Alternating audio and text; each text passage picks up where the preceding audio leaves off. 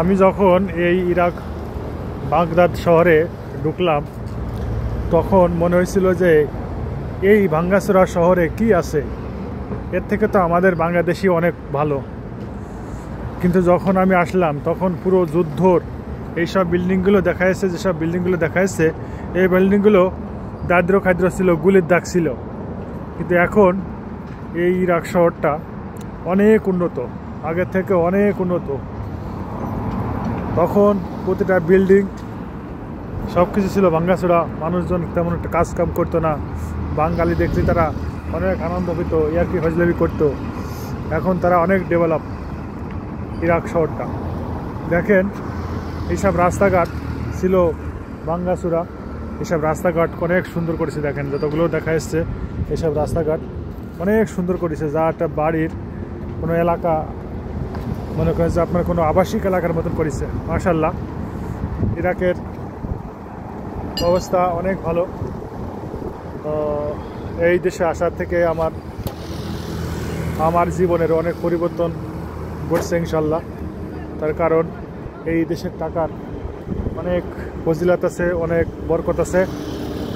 এই দেশের টাকা যারা ধরে নেছে বা যারা গুছায় রাখতে পারিছে তারা অনেক কিছু করতে পারিছে এই ইরাকের টাকা।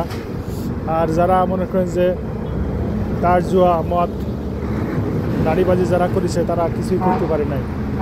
তাই আপনি যে দেশেই থাকেন না কেন সেই দেশেই আপনার টাকার মূল্য এবং টাকা ইনকাম করতে পারবেন, যদি না আপনি সৎ পথে উপার্জন করে এবং সৎ পথে কাজে লাগান, তাহলে আপনি জীবনে কখনো ঠকবেন না। আর আপনি যদি সৎ পথে ইনকাম না করে সৎ পথে ইনকাম করে অসৎ পথে খরচ করেন, তাহলে ওই টাকায় কোনো মূল্য দেবে না। আপনার সৎ পথে অর্জন করে সৎ পথে খরচ করুন, জীবনটাকে পরিবর্তন করুন।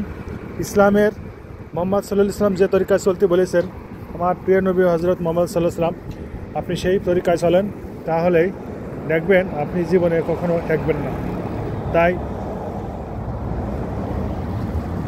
নিজেই পরিবর্তন হন, সমাজটাকে পরিবর্তন করুন, ফ্যামিলি যারা আছে সবাইকে পরিবর্তন করার চেষ্টা করুন।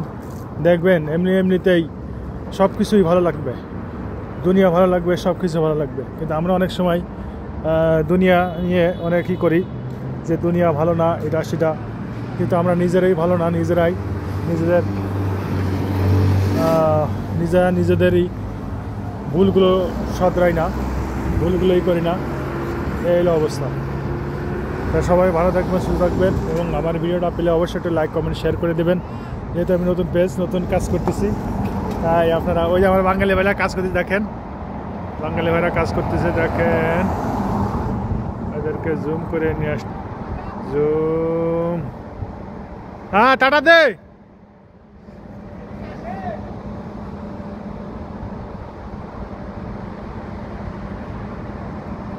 এরা কাজ করতেছে দেখেন, আর বাঙালি তিনটে ভাই, কিন্তু এদের কারো আঁকামা নাই, তারপরে রাস্তা পর কাজ করতেছে।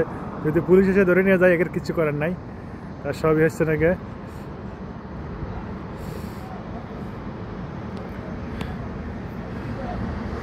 তা ভিডিওটা ভালো লাগলে সবাই শেয়ার করে দেবেন। আল্লাহ হাফেজ।